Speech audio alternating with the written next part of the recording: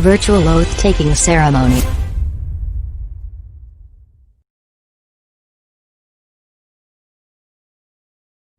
Virtual oath-taking ceremony.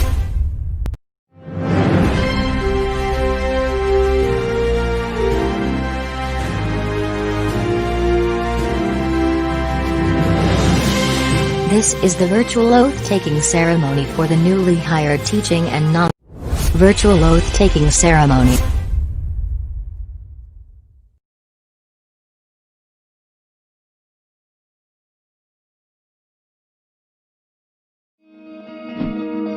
Para labanan ang banta ng COVID-19 sa ating bansa, mahalaga ang kooperasyon ng bawat isa. Ang pananatili sa loob ng bahay ay isa sa pinakasimple pero pinaka-epektibong paraan para hindi kumalat ang virus. Kunwari, ikaw ang tuldok na ito. Malusog ka at malakas. Lumabas ka ng bahay. Ang hindi mo alam, may nakasalamuha ka ng may COVID-19. Tandaan, mahirap malaman kung sino ang may virus, pero madali itong maipasa sa iba.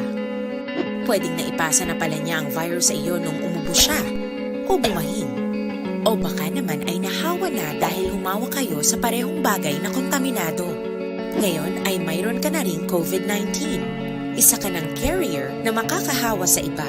Dahil maaaring ilang araw pa bago lumitaw ang sintomas na ubo, sipon, hirap sa paghinga, at lagnat. Pwede ring wala kang nararamdamang sintomas, ngunit nakakahawa ka pa rin. Pag-uwi mo sa bahay, maaari mong mahawahan ang iyong pamilya. Kasama na rito ang lolo at lola mo o ang mga magulang mo na may edad. Sila ang may pinakamahina na depensa laban sa virus.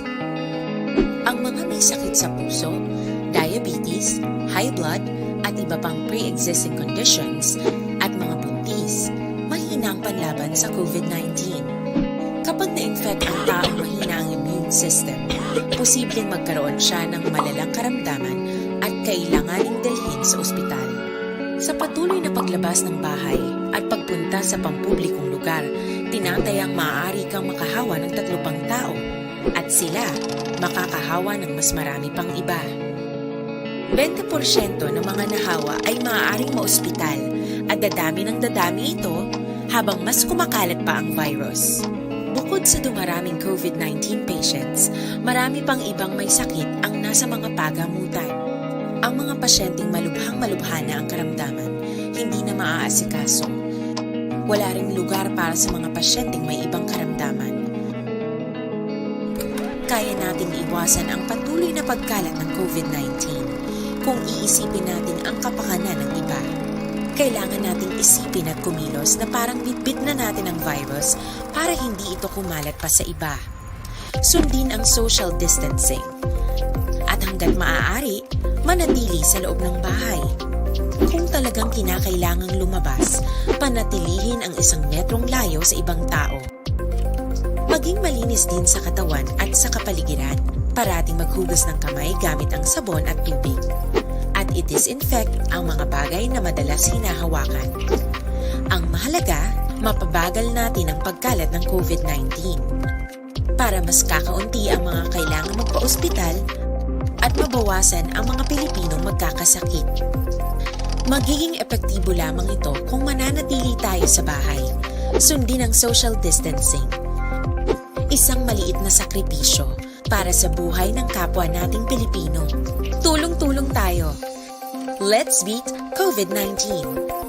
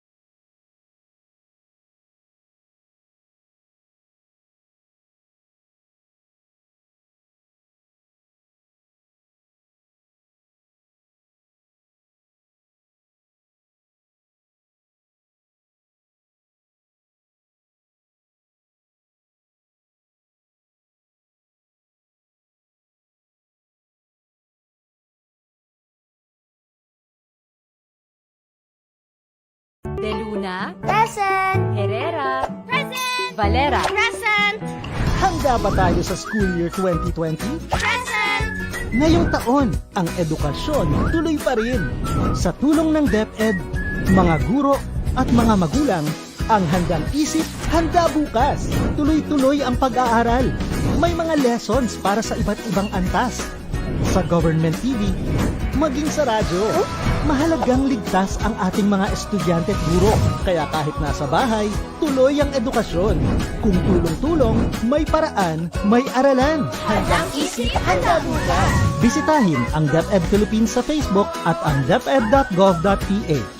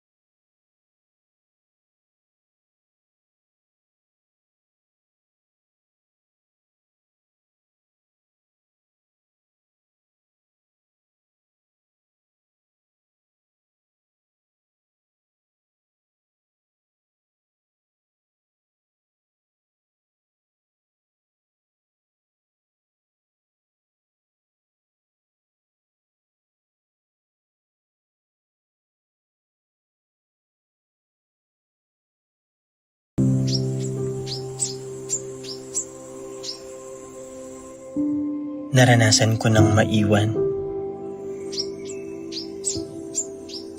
Hindi ko na mabilang kung ilang beses akong nakiusap hanggang sa maubos ang pangungusap. Naisip ko na ring sumuko dahil sa sunod-sunod na bagyo. Parang walang katapusan itong kalbaryo. Saan nga ba ako patungo? Saan ba ang dulo nito? Sa paglalakbay, muntik na akong huminto. Pero sinalubong mo ko.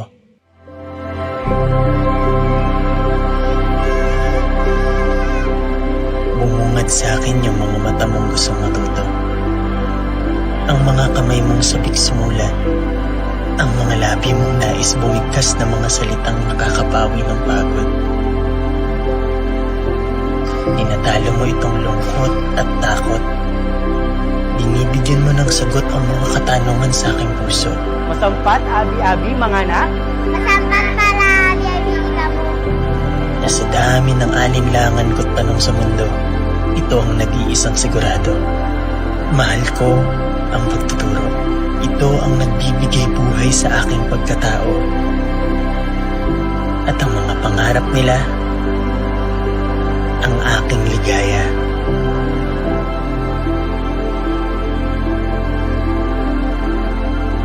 Minsan na rin akong naiwan. Saan?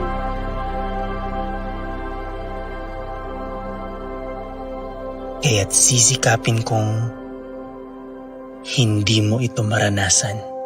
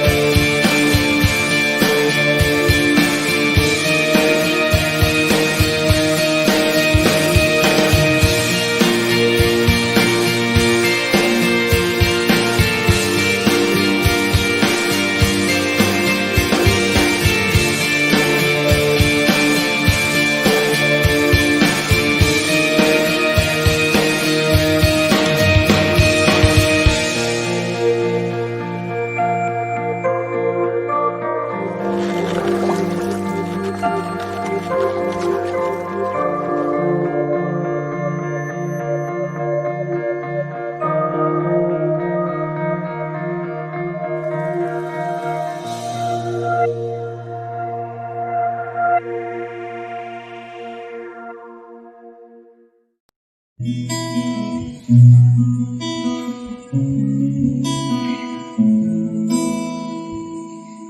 mundong sabik, sa pagkakapantay-pantay, ilagak ang bukas sa iyong mga kamay. Sa bawat salitang sandip ng iyong bibig, sa mga nangangarap, pag-asa ang hatid. Ito ang panahong higit tayong kailangan, ating lakas, pag-asang hinihintay.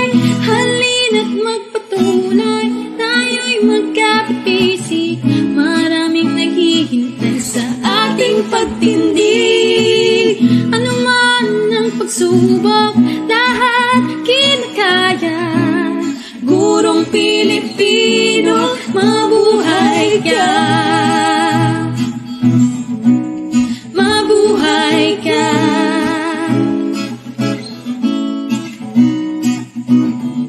Mahirap at tila walang katiyakan. Pagkatutoy tubig, hahanap ng daan. Ang liwanag ng mundo'y ating kaisahan.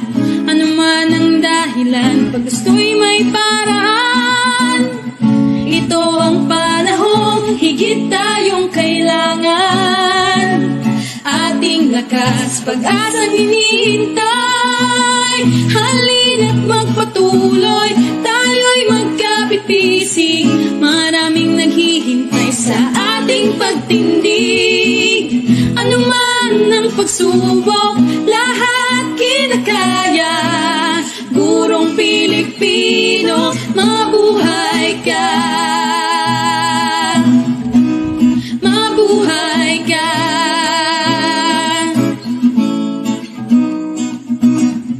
Ito ang panahong higit tayong kailangan, ating lakas, pag-asang hinihintay.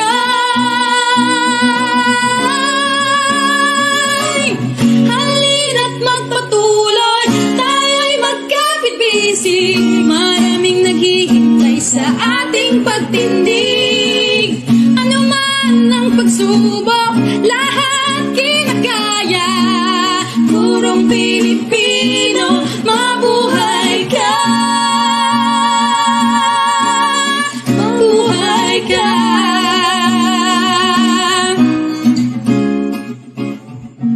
Gurong Pilipino, mabuhay ka.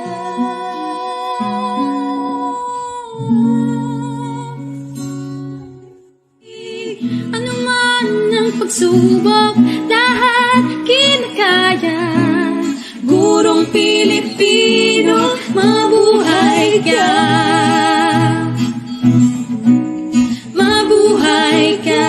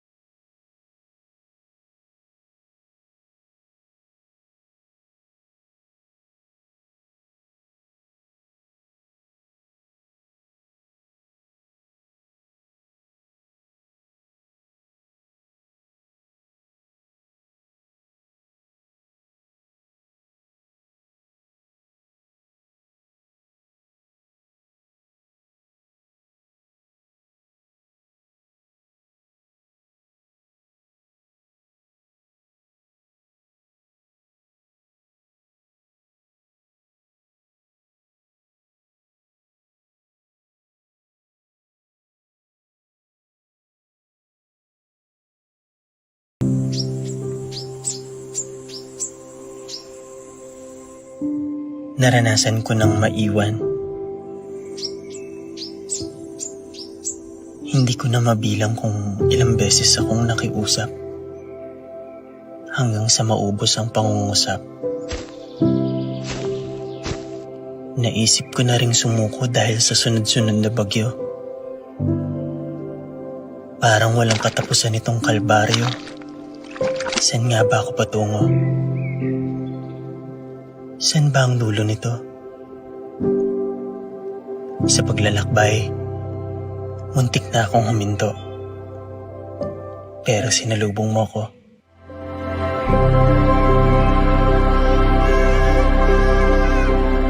Bumungad sa akin yung mga mata mong gustong matuto. Ang mga kamay mong sabik sumulat. Ang mga labi mong nais bumigkas na mga salitang nakakapawi ng pagod. Tinatalo mo itong lungkot at takot. Binibigyan mo ng sagot ang mga katanungan sa aking puso. Masampat, abi-abi, mga anak. Masampat pala, abi-abi ka mo. Na sa dami ng alinlangan ko't tanong sa mundo, ito ang nag-iisang sigurado. Mahal ko ang pagtuturo. Ito ang nagbibigay buhay sa aking pagkatao. At ang mga pangarap nila, ang aking ligaya.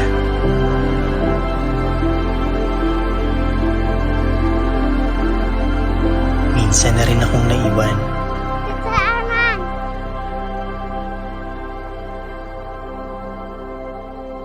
Kaya't sisikapin kong hindi mo ito maranasan.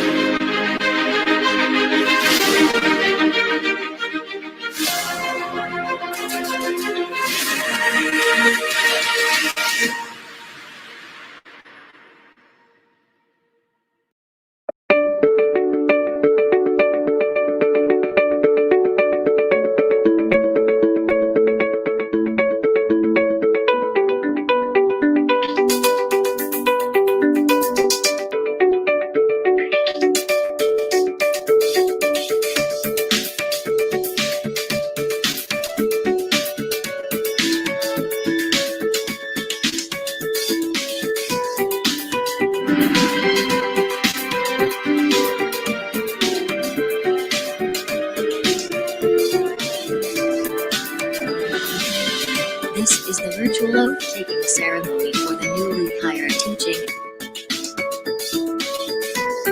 and non-teaching personnel of the school's division of Davao Occidental. This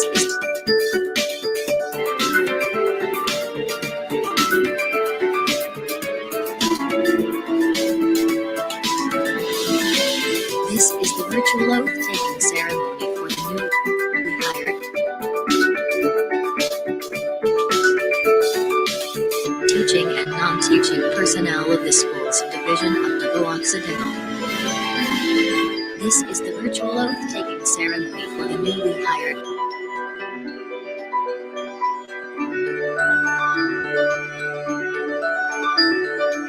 non-teaching personnel of the school's division of non-teaching personnel of the school's division of Davao Occidental.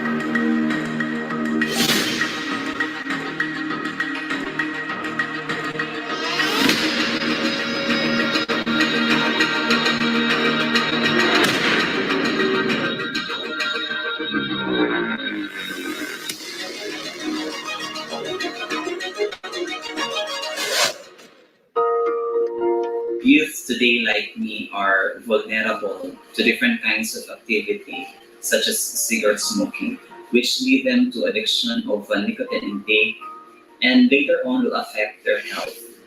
And when our health are affected, we cannot do things for our future, such as studying, making our project, and etc. It will ruin everything we strive for. As the youth of the nation, and being part of the generations next in line to man our national agencies in the coming future, taking care of our health and avoiding nicotine intake from tobacco will be my weapon in overcoming struggles towards that dream. Ako si Silvano M. Camilo Jr., Assistant School Principal 2 of Mariana Peralta National High School, kasama sa paghubog ng mga bibo, batang informed tungkol sa bisyo. Together, let us help protect our learners from tobacco industry manipulation and prevent them from tobacco and nicotine use.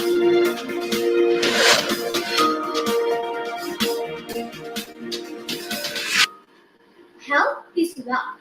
As a global community faces one of the most difficult crises today, now is the time to commit ourselves to be a better person through good nutrition and discipline. As a youth, we must take part in making this world a better and healthier place to live.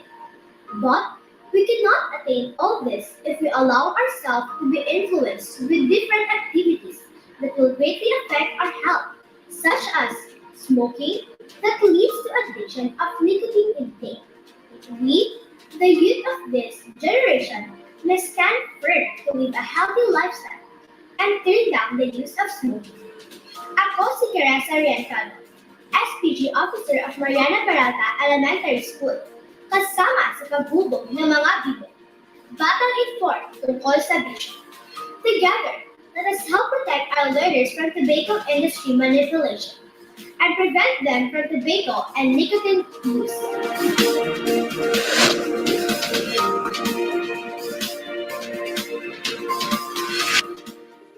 Our generation has faced too much, to which adds the COVID-19 that threatens not only our future, but their lives too. According to World Health Organization, tobacco kills more than 8 million people a year.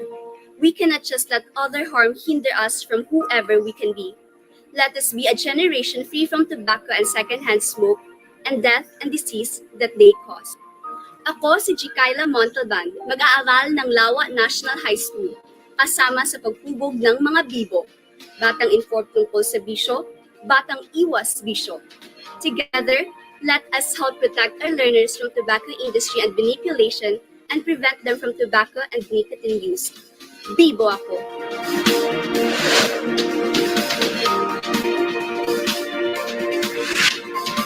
Quitting tobacco smoking is challenging, but if we will stop it, we are lowering the risk of death from diseases such as lung cancer, heart disease, or any other chronic disease, and prevent us from the exposure to secondhand smoke, which is also dangerous to our health.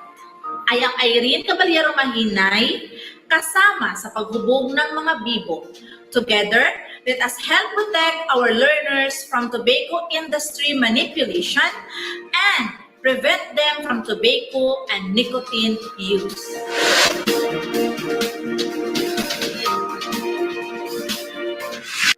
The celebration of National No Smoking Month is the appropriate time to ensure that measures are in place to protect our learners, teachers, and personnel from the harms of tobacco and to have a community that embraces tobacco-free lifestyle.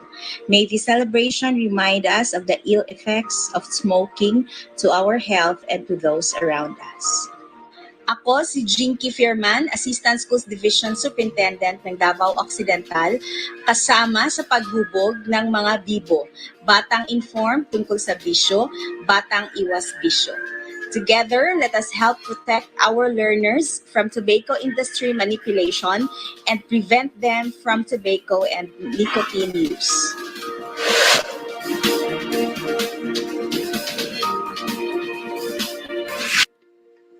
Isang masaklap na pangyayari sa aking buhay ang siyang naging dahilan upang kasaklaman ko ang paninigarilyo.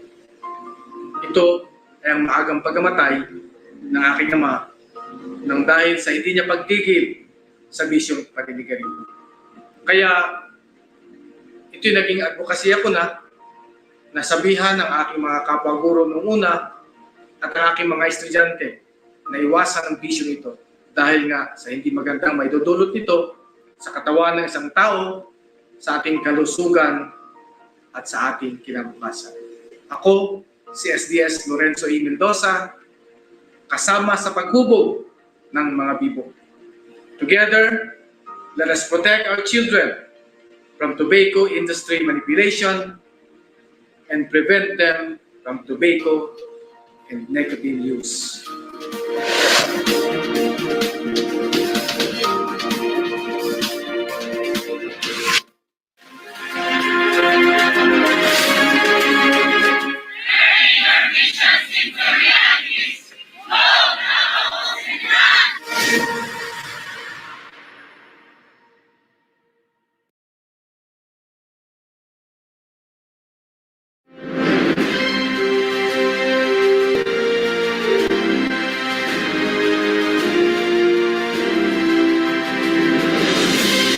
This is the virtual oath-taking ceremony for the newly hired teaching and non-teaching personnel of the school's division of Davao Occidental.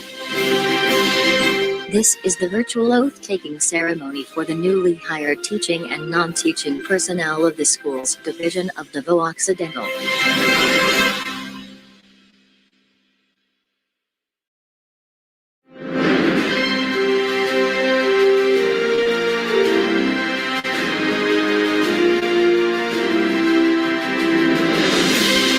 This is the virtual oath-taking ceremony for the newly hired teaching and non-teaching personnel of the school's division of Davao Occidental. This is the virtual oath-taking ceremony for the newly hired teaching and non-teaching personnel of the school's division of Davao Occidental.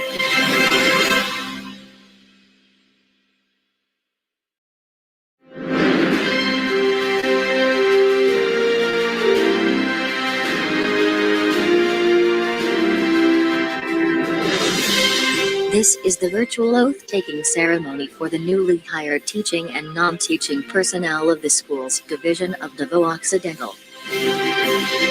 This is the virtual oath-taking ceremony for the newly hired teaching and non-teaching personnel of the school's division of Davao Occidental.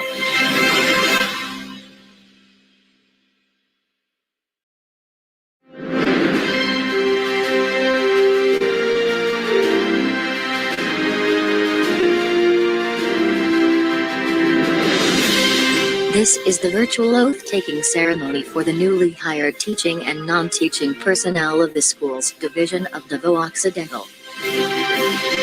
This is the virtual oath-taking ceremony for the newly hired teaching and non-teaching personnel of the school's division of Davao Occidental.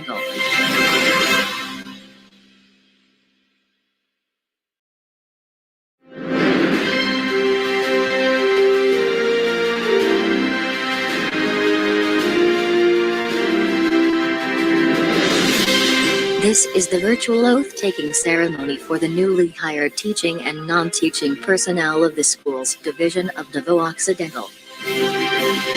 This is the virtual oath-taking ceremony for the newly hired teaching and non-teaching personnel of the school's division of Davao Occidental.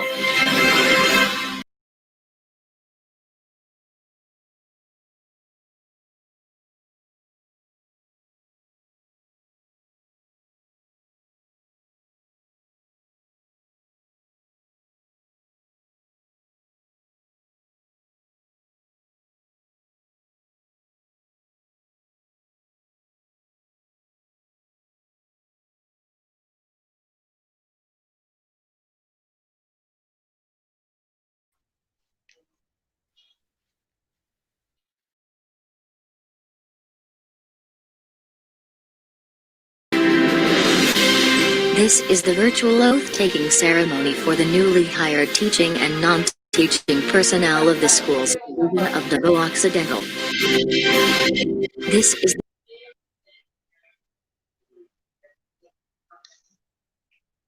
Ladies and gentlemen, good morning and welcome to our second virtual oath-taking ceremony for the newly hired teaching and non-teaching personnel. To formally start this program, we will have our national anthem to be followed by an opening prayer, provincial hymn, and Serbisyong Sibil via audio-visual presentation.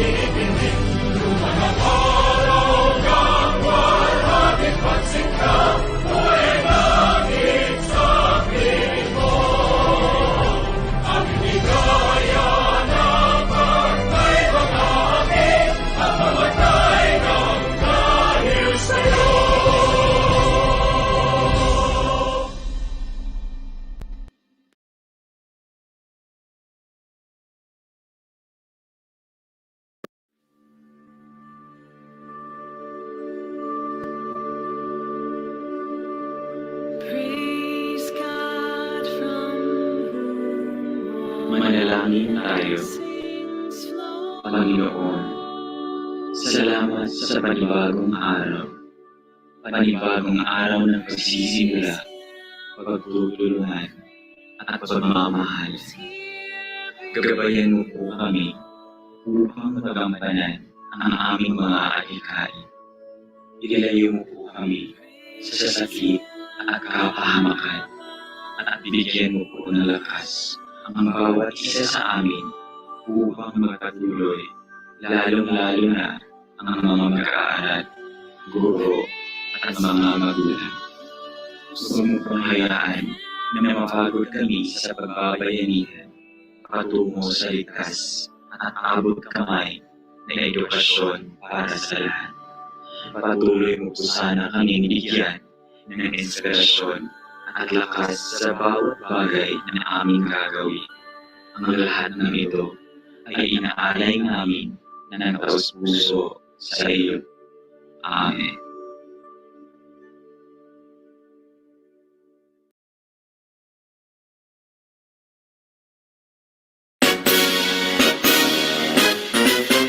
Luha, pawis at tapang, ibinuho sa iyong pagsilang.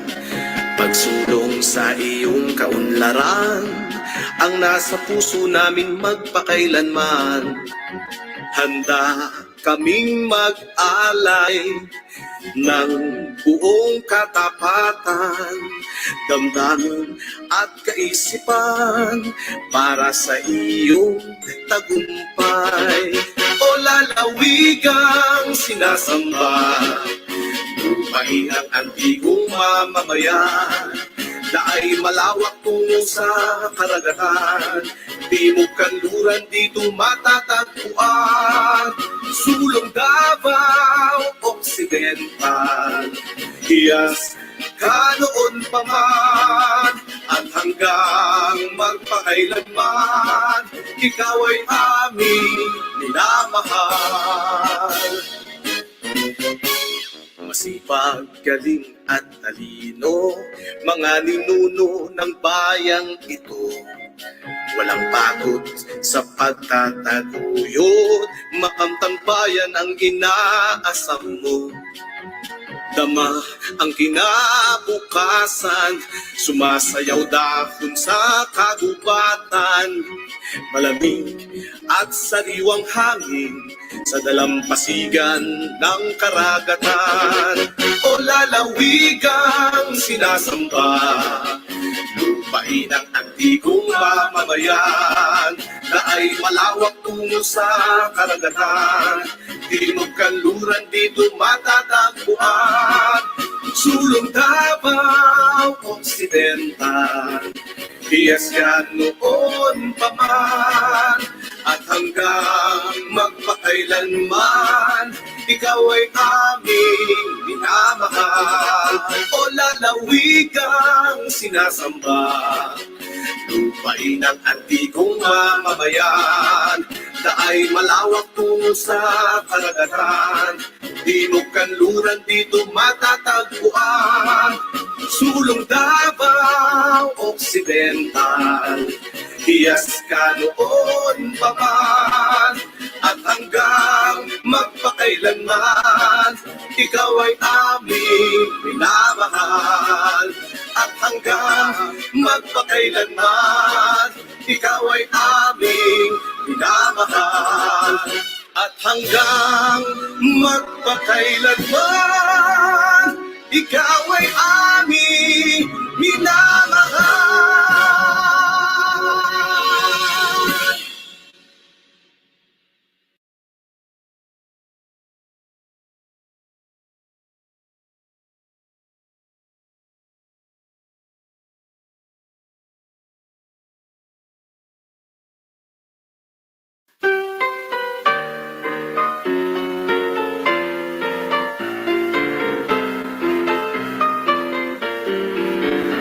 Ang serbisyo sibil ng bayan ko, lingkod na tunay ngayon kailanman.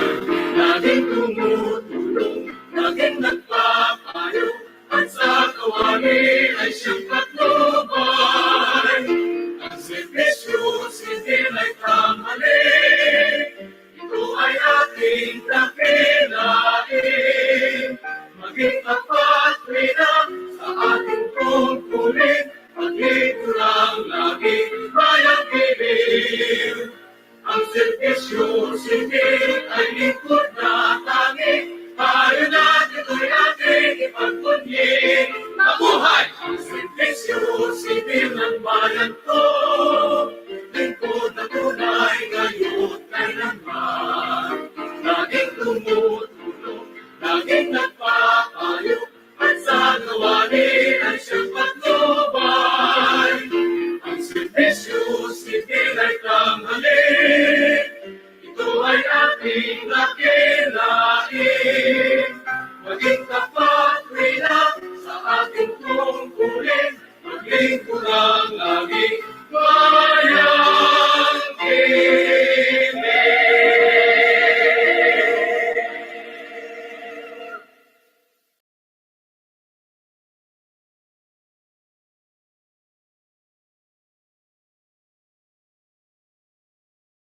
Virtual oath-taking ceremony.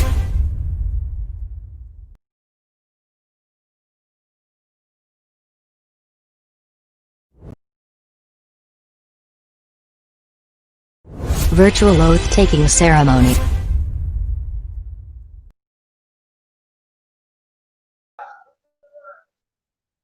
Davao Occidental, good morning, and again, welcome to the second virtual oath-taking ceremony for the newly hired teaching and non-teaching personnel. To give us an opening remarks, we have our Assistant Schools Division Superintendent, Dr. Jinky B. Ferman. Virtual oath-taking ceremony. Good morning, Davao Occidental, to our Schools Division Superintendent, Dr. Lorenzo E. Mendoza, our CID Chief, Felix Santicristo, his GOD Chief, Nilo Octura, our Legal Officer 3, Attorney Maruli Ali Sanchez, our Administrative Officer 5, Sir Aloysius Cesar Bravo, to all our newly hired teachers and non-teaching personnel of the Schools Division of Davao Occidental, good morning. So this is our second batch of the newly hired teachers and non-teaching personnel to experience the virtual oath taking. We are undeniably in a challenging world we call the new normal, and we hear about people losing their jobs, closing in their businesses, and worse, losing their lives because of this pandemic. But we have to move forward to be able to fit in the new world. So if you get hired in a national government agency such as DepEd, in such a difficult time, you are definitely blessed. So may that blessing and overwhelming emotion radiate in the way that you deal with your workmates and with the performance that we expect from you, that you would be effective and efficient in our agency, because this is much needed, especially in our department. Today, as you take oath as part of the growing family of the Schools Division Office of Davao Occidental, may you pledge to be able to share the best that you can offer to our department. It is our hope that we have hired the best and the most committed among all our applicants. Because you cannot see that during the conduct of the interview, right? Some applicants would always give us fake answers. So we can only hope that we have hired the best and the most committed among all our applicants. Um, and sadly, we have seen that also once they are hired, no, in less than 3 months, 3 years, we would see that some of them are already giving us headaches. Sana hindi po ganon. So before you shall formally begin your journey in our department, you have to listen to some good points and reminders from our schools division superintendent, our legal officer, and our administrative officer. So that you be prepared for the journey ahead. Right? So may you all be a great addition to our schools division office. Congratulations, everyone, and good morning. Thank you.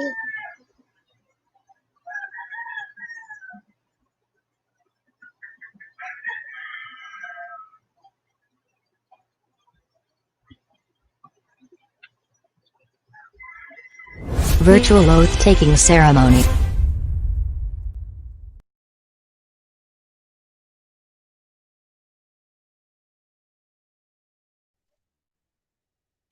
Thank you so much, Ma'am Jinky Ferman. So at this moment, we are very fortunate to have him with us today to give us the orientation for newly hired personnel, our legal expert, Attorney Maruli Ali G. Sanchez. Virtual oath-taking ceremony.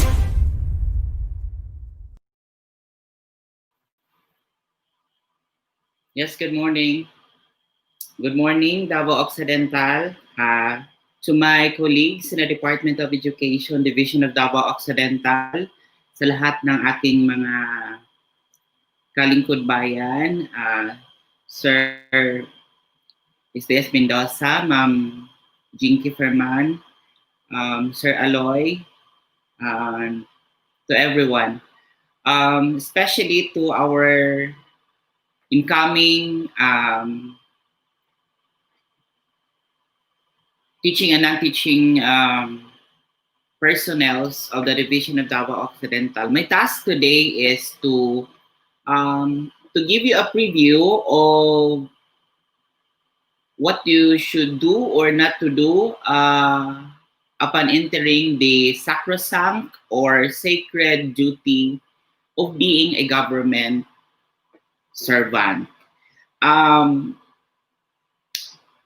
No less than the 1987 Constitution reminds us that the public office is a public trust. Therefore, when we join the government service, no one owns the position that we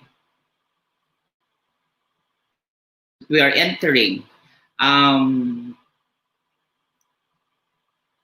All our personal biases and all our personal interests must be left in our homes, because what we are doing is more of service to the Filipino people.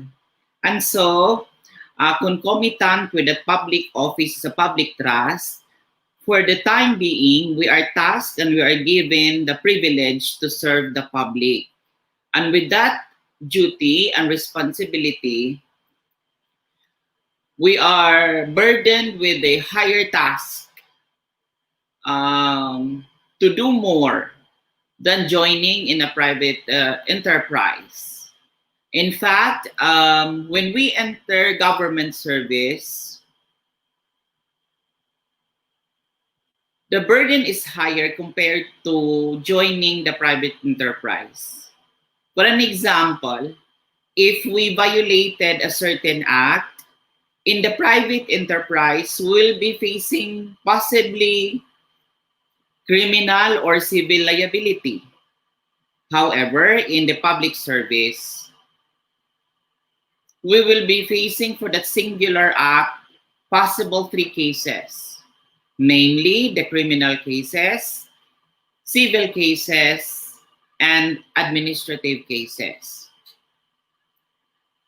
To take you a hypothetical scenario, if you committed a violation of, say, child abuse or graft and corruption, you can be charged of a criminal case for Anti-Graft and Corrupt Practices Act under the courts of law.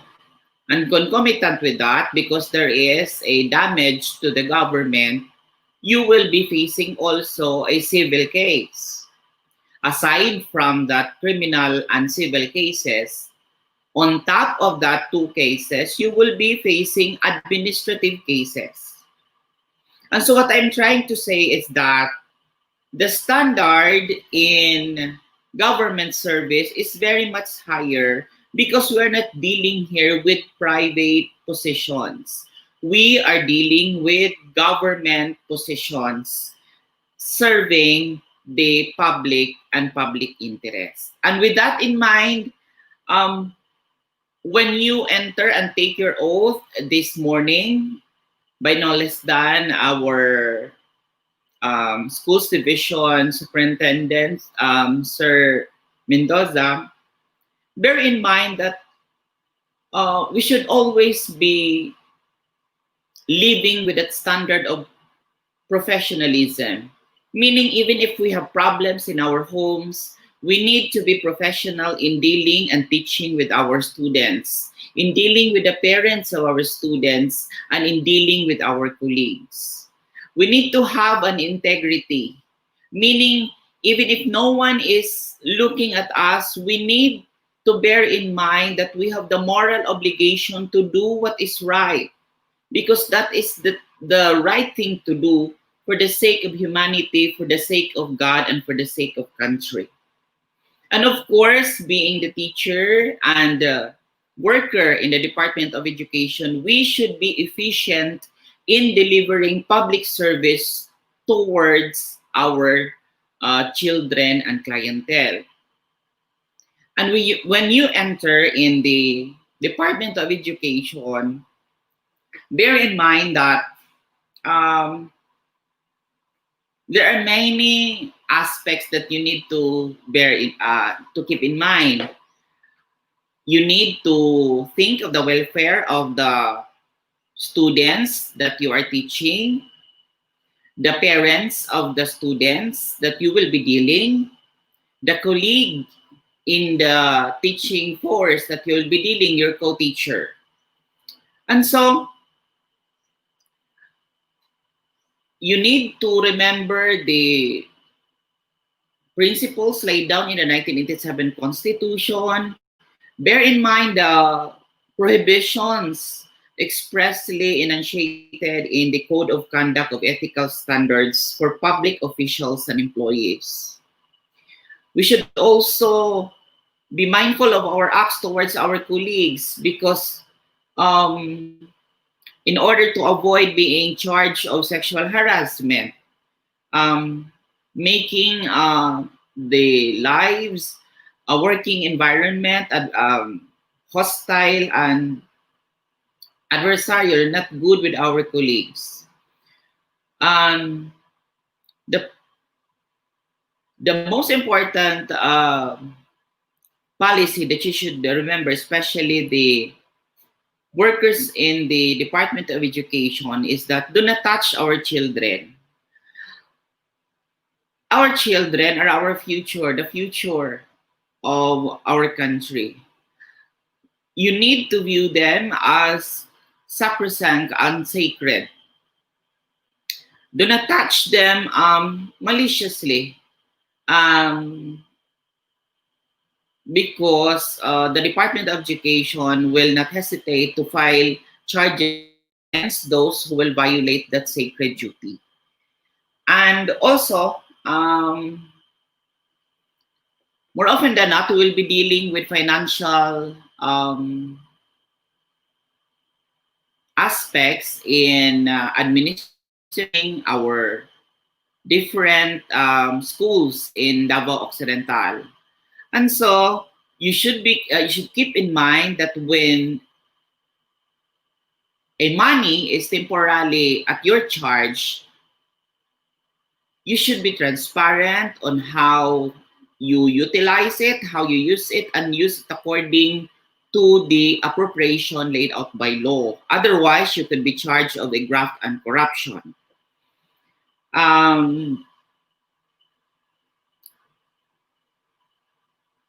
In our level, any and all misconduct, whether connected with the teaching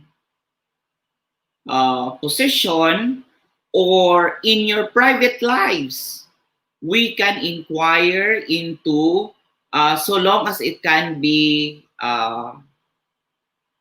interpreted, or it can be misconduct on the part of the erring employee. So with that,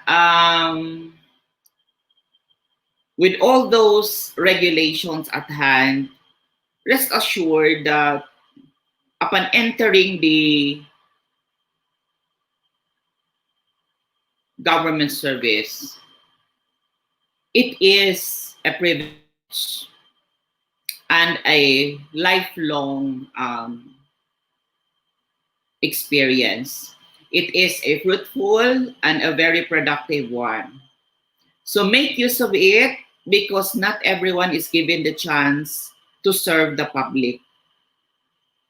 And so with that, I will leave you with this line to remind you that it is not only a universal truth, but also biblical, that in everything we do, we should do everything in love.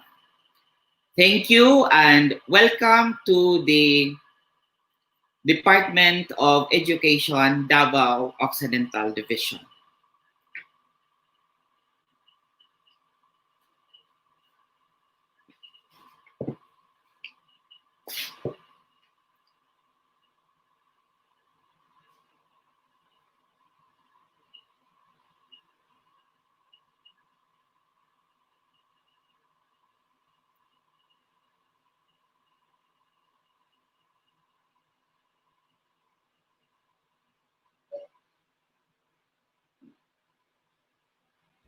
Virtual oath-taking ceremony.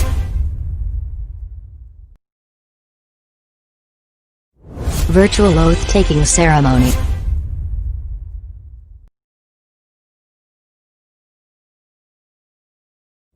Virtual oath-taking ceremony. Thank you so much, Attorney Sanchez. And now, ladies and gentlemen, at this juncture, we will be having the oath taking of the newly hired teaching and non teaching personnel.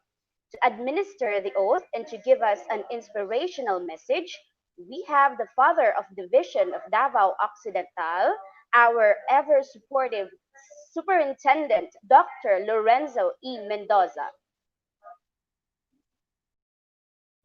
Virtual oath-taking ceremony. Virtual oath-taking ceremony. Virtual oath-taking ceremony.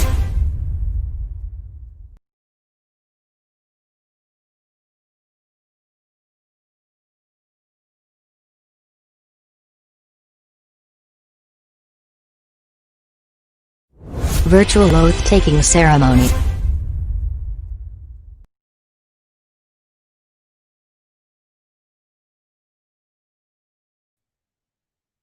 Okay, we would also like to welcome our participants. via Zoom. Hello, guys. How's the internet doing?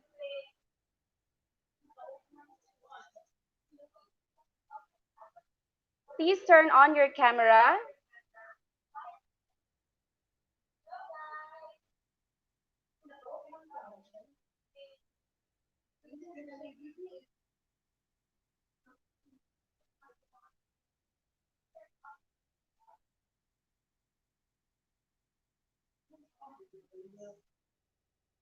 Hello.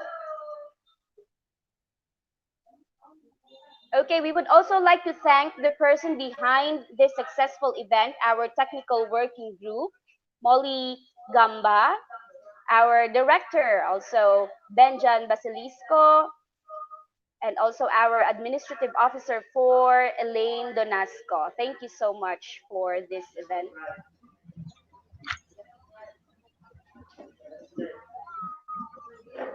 Hello. Good morning, everyone.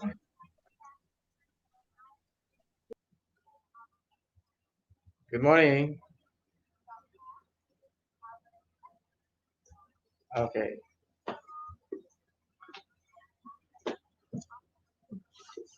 So, pleasant morning to everyone, especially to our um, newly hired personnel in both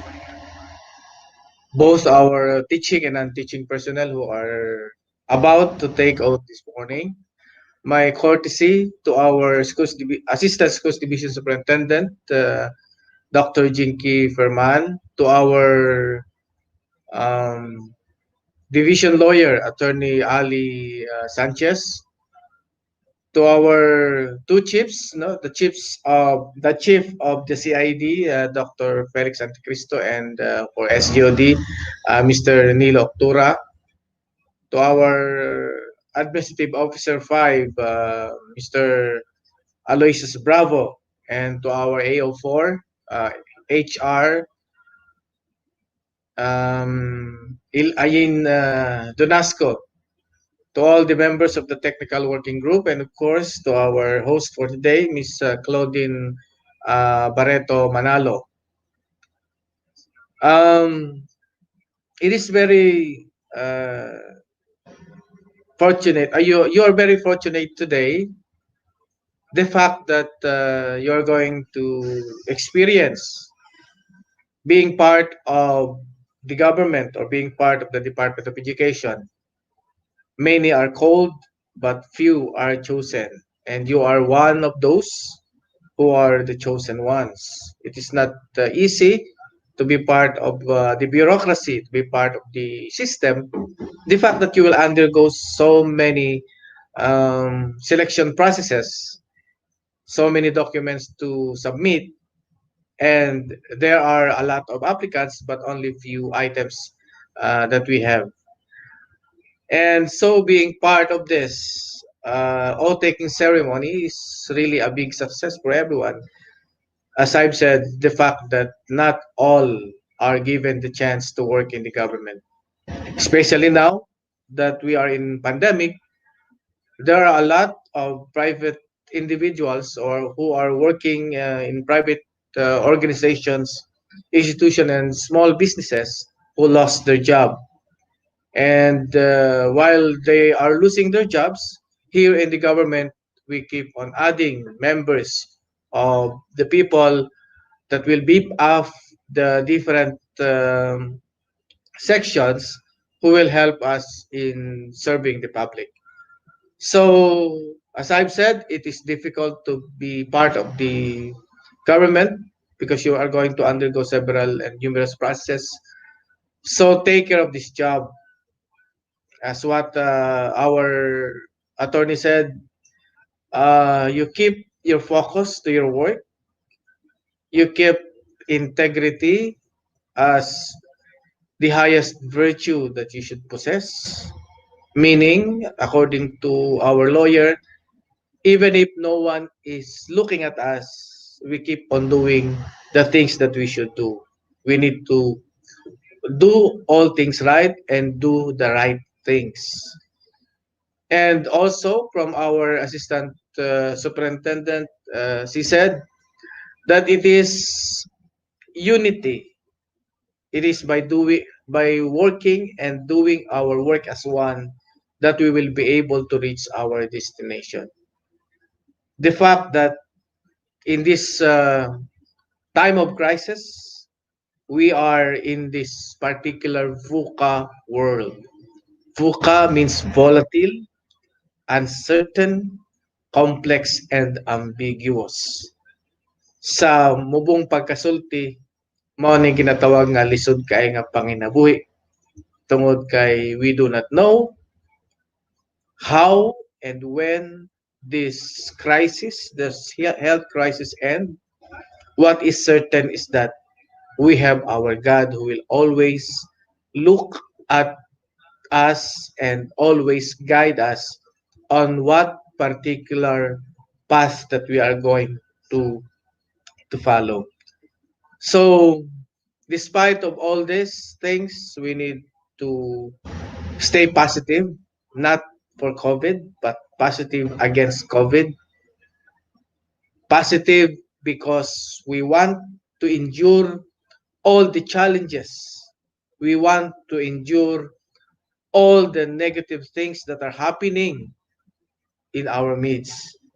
There are already many relationships broken because of misunderstanding, because they do not know how to meet and to face this crisis at hand. No one among us planned for this.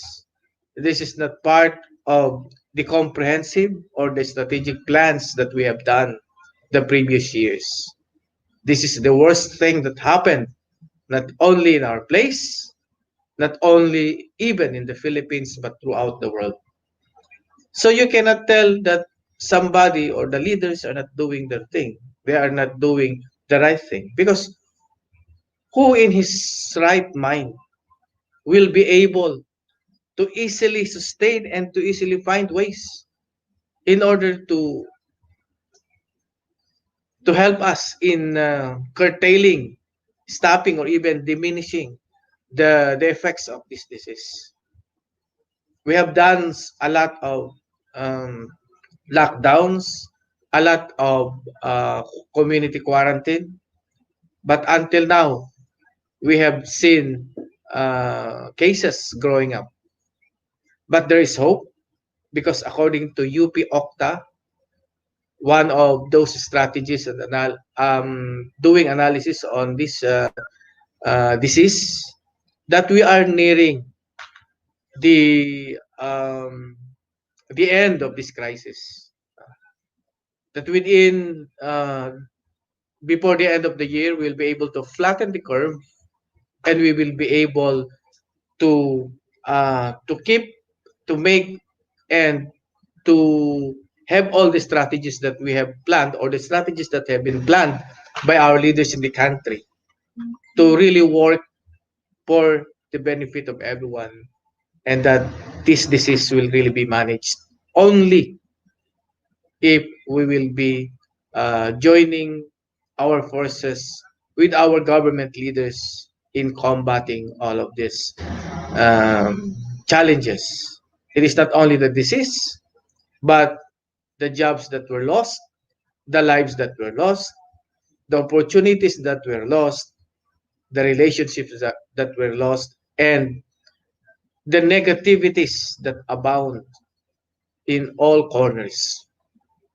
So, as newly hired personnel of the division, whether you are teachers or whether you are non-teaching personnel, what you need to remember is we need to secure our finances. What's the best formula for that? So the best formula is our salary minus savings equals expenses. Let us change the formula that we have been doing before, or we are following before, which is salary minus expenses equals savings.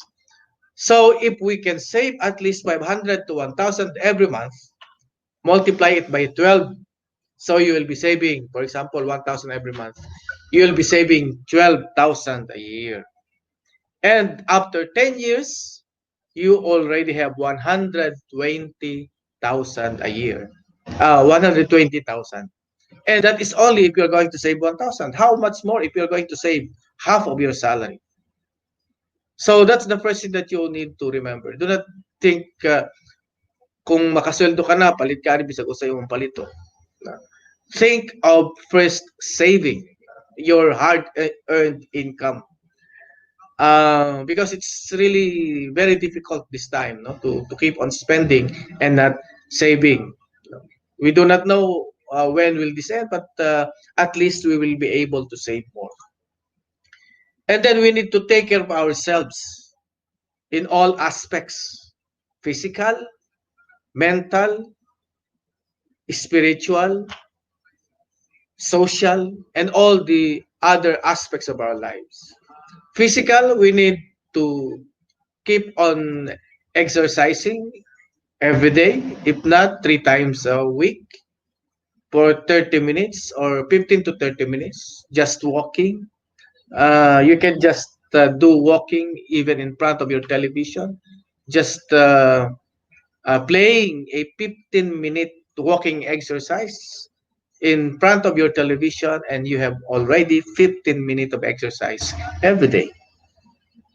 And then maintain the consuming 12 glasses of water every day, 10 to 12 for men, for women 8 to 10. So that's what I am maintaining.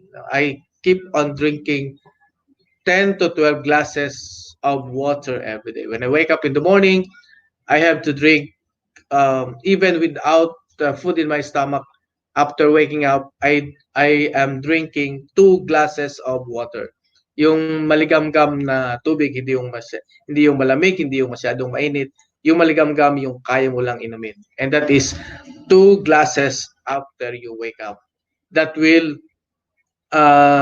help you in all things that you're going to do in the morning. No?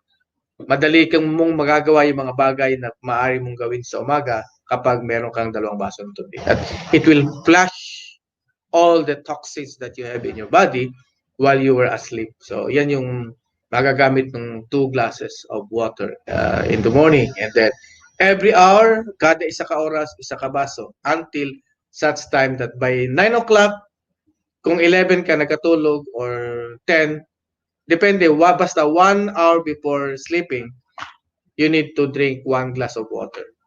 1 hour before sleeping. And then, so food. Hindi yung puro na lang karne, hindi yung puro na lang din gulay, hindi puro na lang din carbohydrates. So dapat yung balanced food. Na kung hindi mo kayang 3 times a day, then you can eat 6-piece meal every day. Yun yung pwede mong gawin. And then, another thing is, because you are an employee of the government, you're a teacher, non-teaching personnel, you need to attend trainings. You need to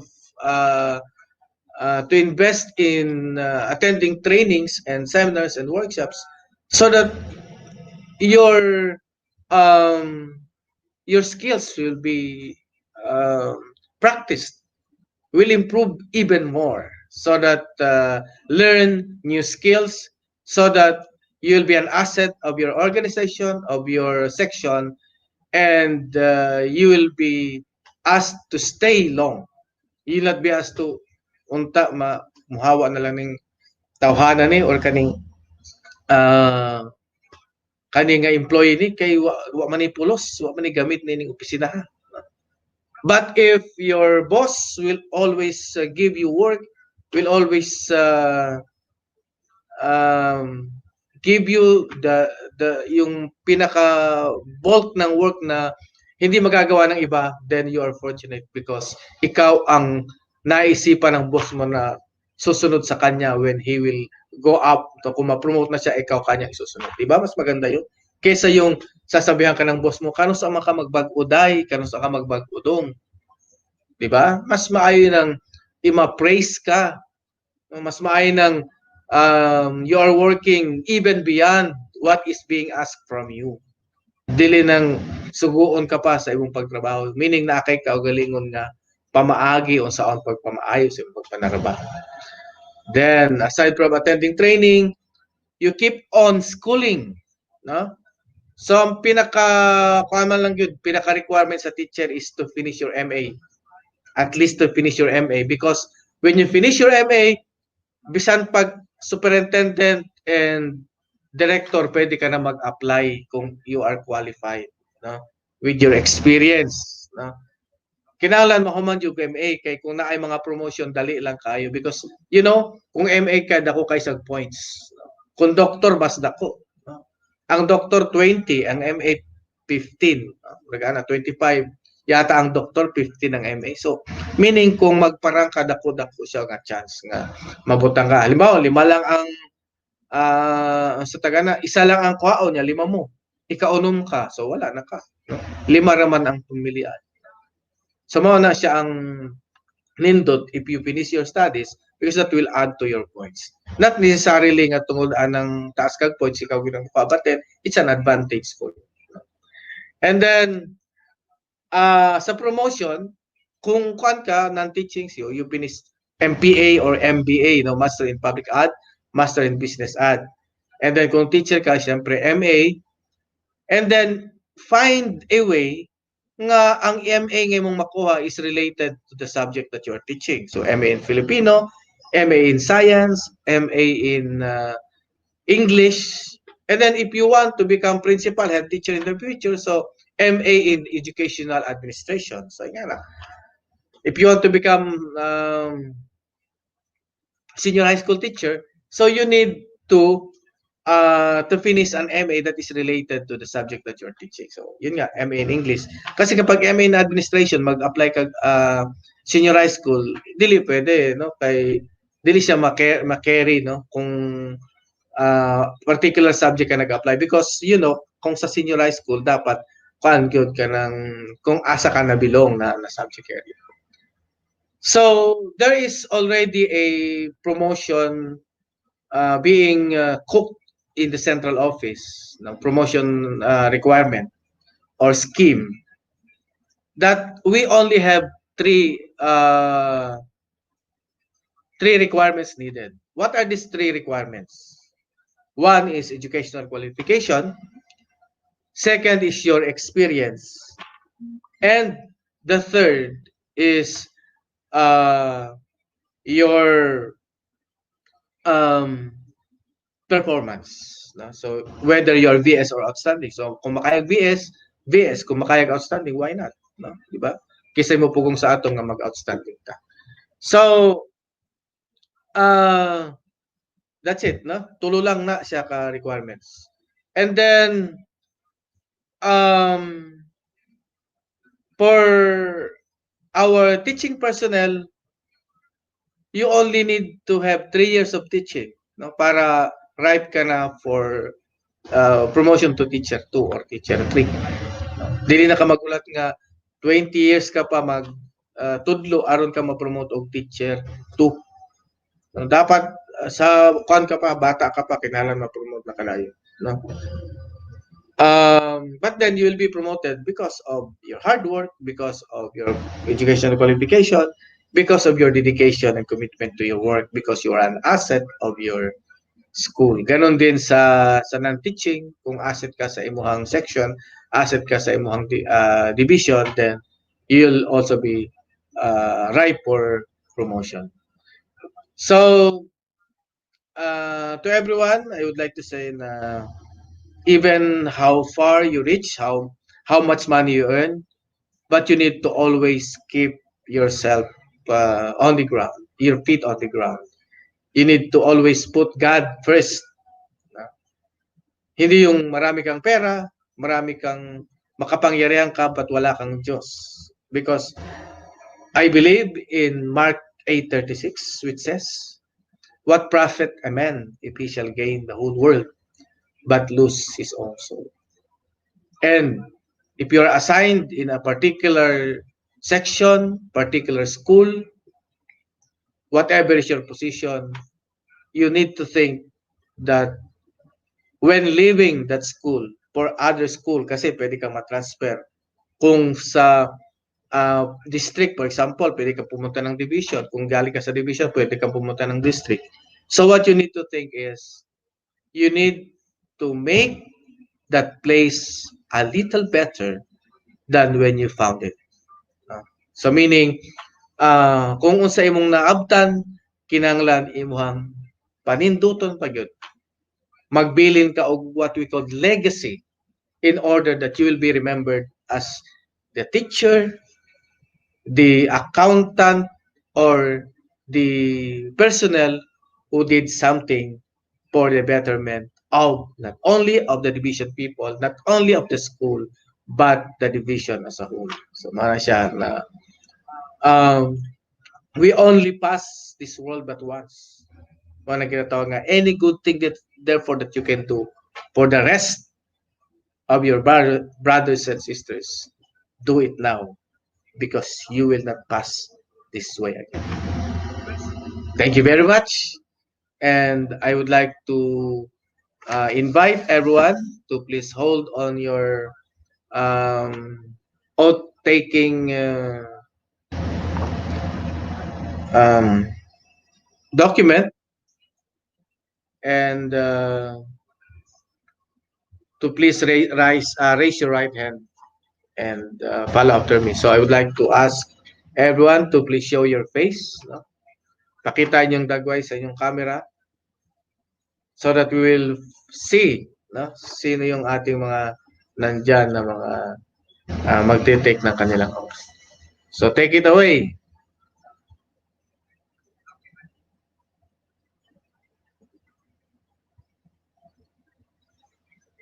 Nasa na yung ating mga magte-take oath? Yan. Okay. Then we would like to ask others, our ASDS, our lawyer, and our AO to serve as witness. Yung iba hindi pa nagbubukas ng kanilang camera para makita kayong lahat.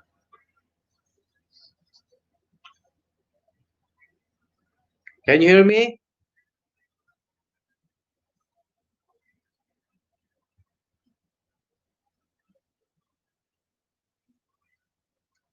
So kindly please open your camera. I-on ang camera and ang inyong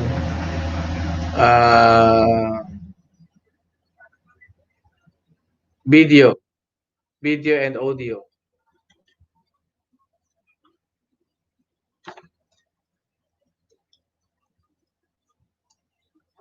That our TWDG take photos of this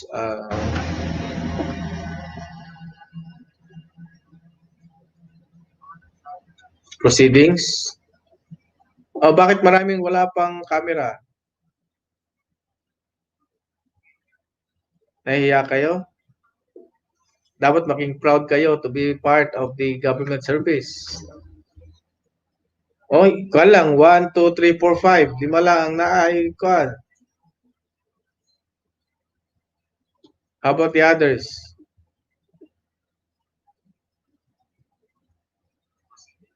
Shall we have countdown? 5,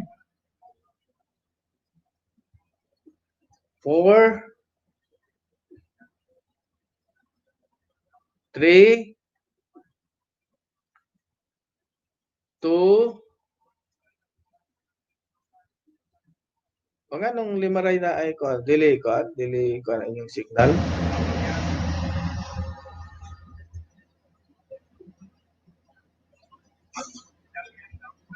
Yung tana daw sa TWG nga nung wala yung camera ko.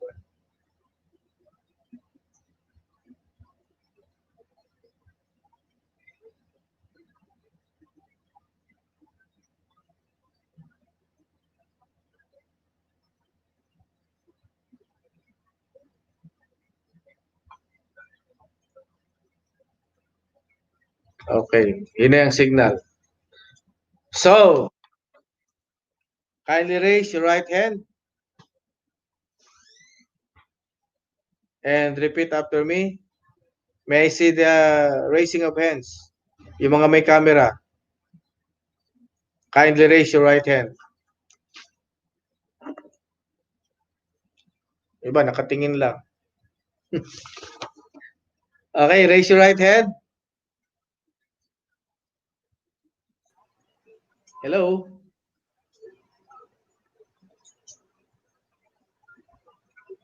So kindly raise. Ayan. May nag-raise na ng isa. Yung iba, wala pa.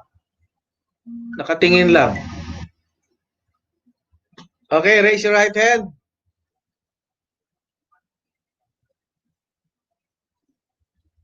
Okay. So I state your name of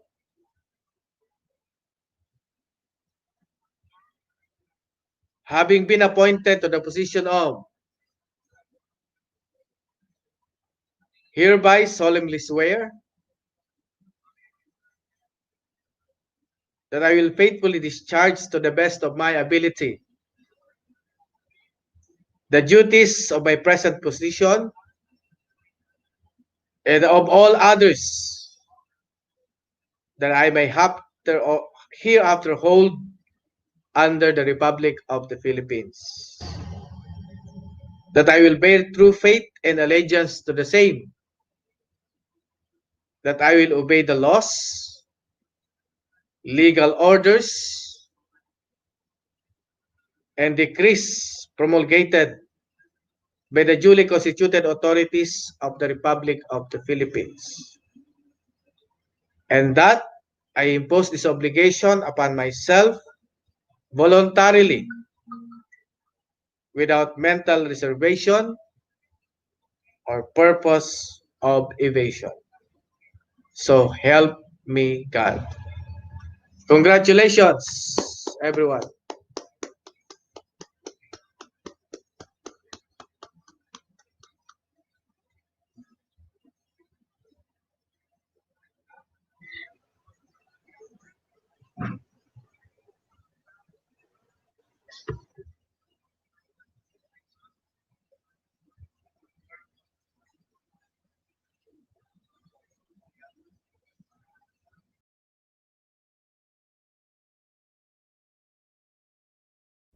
Virtual oath-taking ceremony.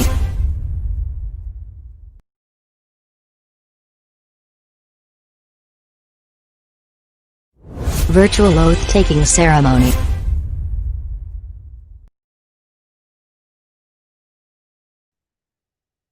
Thank you so much for your warm message, Dr. Lorenzo Mendoza, and congratulations to our newly hired teaching and non-teaching personnel.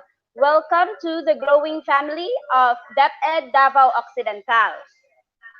And now, we are down to the last part of our program.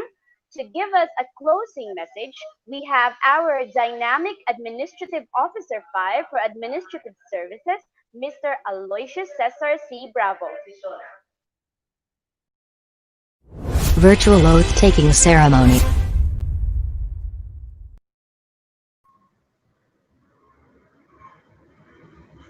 Thank you, Claudine. Sir Lorenzo Mendoza, sir. Ma'am Jinky Ferman, ma'am. To our two division chiefs, Sir Nilo and Sir Felix. Attorney Sanchez. Ma'am Ayen, our technical working group. And of course, our newly hired teachers and non-teaching personnel. Good morning to the newly hired and new members of the family. Congratulations and welcome to the family. So, Sir Lawrence, thank you very much for having this activity, the oath-taking ceremony for the newly hired. Thank you very much for we have already institutionalized this activity. Every time that we have new appointees, so ato na silang gipa take out together with the key personnel of the division. Ma'am Jinky, salamat kay Ma'am Jinky for our late night discussions and sunrise phone calls. So, natulog ng uban, sugod nakatulog. Ang uban, wapakamata, kita nag-discuss na. So, very dynamic ang atuang assistant superintendent. He's also the chairman of the Human Resource Merit and Selection Placement Board. Okay, ma'am. Attorney Sanchez, mag-unsa na lang man ang division office kung wala ka. Your presence, ang imong mga pulong is very significant to the division office. So, ingat ka permi, attorney. And of course, Ma'am Dunasco, thank you for rallying our team, the technical working group. I know, Ma'am Dunasco, you have a very gargantuan task. Dako kayo ang imong gatubang karong panahon na. Ikaw, Jod, ang nahabilin din sa opisina na to. To the technical working group, your participation, guys, is very significant. It's priceless. For the two virtual taking that we have, na-adjud mo. And of course, ato ang mga newly hired teachers and non-teaching personnel, a lot of things is expected from us. All eyes and ears in the community is nakatutok sa maestra, nakatutok sa maestro, nakatutok sa empleyado sa gobyerno. A lot of things is expected from us. So, let us do good. We will have to render services not only basic, but let's have the extra mile. Kaya ang mga bata, kabataan, mga learners, nagsalig sa tuwa. Ang mga ginikanan, the local officials, gitugyan ang ilang mga bata sa tuwa. So let's take care of our kids. They are our future. So dili na to sila pasagdan. And please remember the words of our legal officer. Always remember this. No malicious stats. No malicious stats. Kaya dili ta gusto nga na ay istorya nga dili mao, na ay mahimo nga di mao. So we are always for the good of everybody. So when you report for duty, makakauban ninyo dito ang mga teachers na dito na ahead sa inyo ha, and you also have your principal, your school head. So they are your big brothers and mga ates. Do not hesitate to approach them kung naamoy mga problema. They are there to help you. They are there to guide you. E-mentor mo nila kung unsang ilahang mga nakita nga angay ninyo makatunan. So, do not hesitate to approach them. And I know when you report to your station, when you go to the field, there will be challenges that you will encounter. But I am pretty sure na those challenges inyo haranang makongkir. Kaya basin mabaguhan mo sa inyong task, mabaguhan mo sa trabaho, unlike before na pabadjing-badjing lang ta, and now, daghang mga challenges. So, let's show them all that we are here for the good of everybody. We are here as a civil servant. We are here representing the government bureaucracy. So, let's make good with our respective job, with our respective tasks, and congratulations and carry on. Good luck. Pag-amping tang tanan. So, especially in times of this pandemic, so we have to take care of ourselves. You have to take care of everybody. And congratulations once again. Carry on. Thank you, Claudine.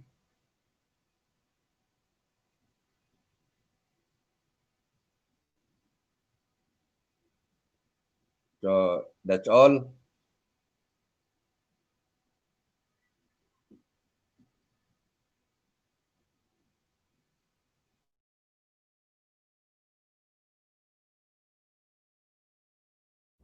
Virtual oath-taking ceremony.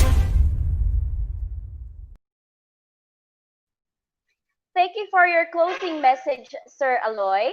And before we end this event, we would like to thank our technical working group today, our administrative officer for Miss Elaine Donasco, Miss Molly Gamba, we have Brian Villarias, and our director, Benjan Basilisco. And also our another staff is Lady Luba. Thank you so much. Good morning also to Queenie Kudal. Okay, so that concludes our second virtual oath-taking ceremony for non-teaching and teaching personnel. This has been your host, Claudine Manalo, saying congratulations to all newly hired and welcome to DepEd Davao Occidental. Have a great day.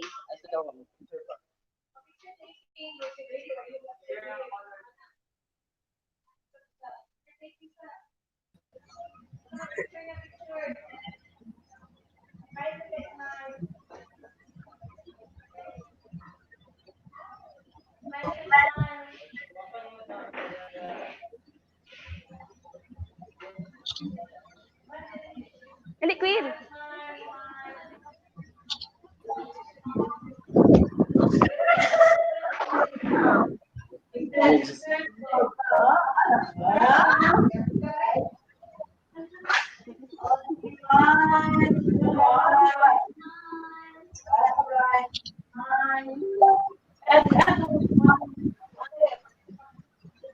Sir. Bisa, oh! Ay, sorry. Picture dito mo.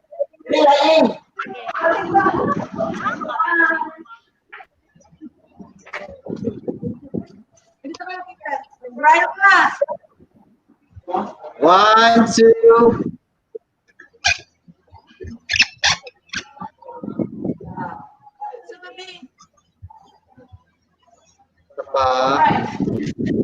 Right.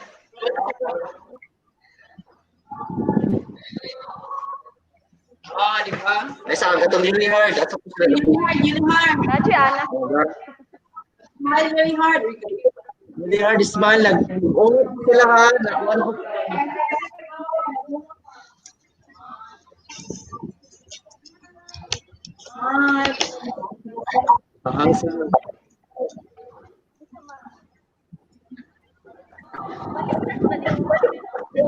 Ready? Adorme. Nadari. Thank you, everyone.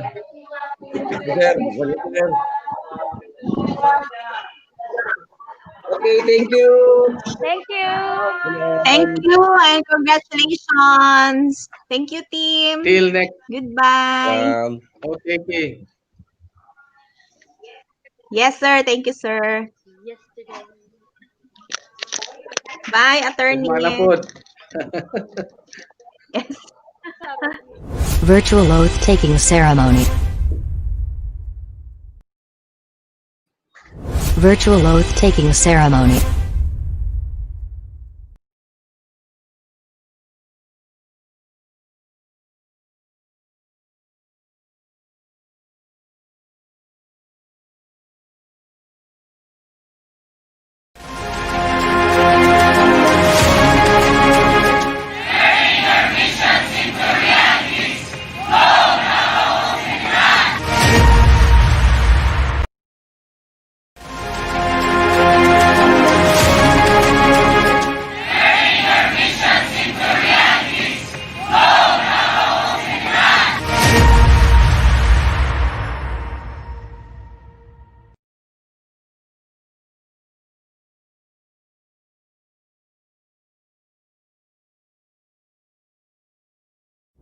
Virtual oath-taking ceremony.